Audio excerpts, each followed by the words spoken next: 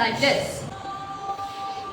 Instead, flame war is the exchange of messages and hate arguments between two or more parties or individuals in an online platforms or online forums. An example of this is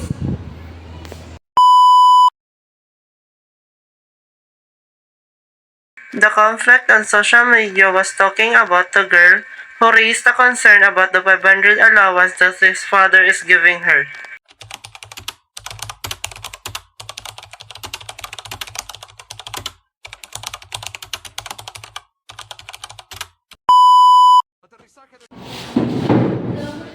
here are some tips on how to be responsible social media user.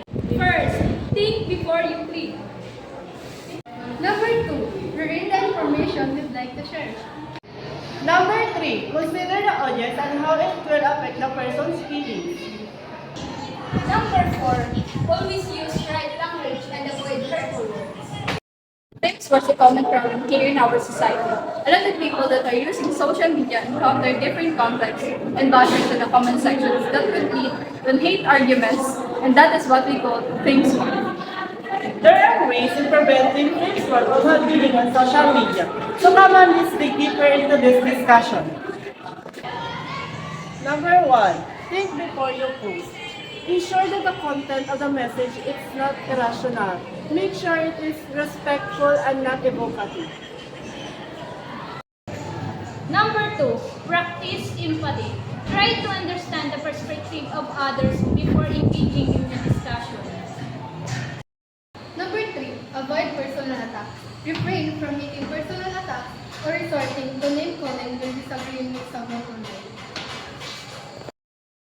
Number 4, stay calm. Maintain a calm and respectful attitude towards provocative comments. Avoid unnecessary conflicts on social media. Number 5, use humor to diffuse tension.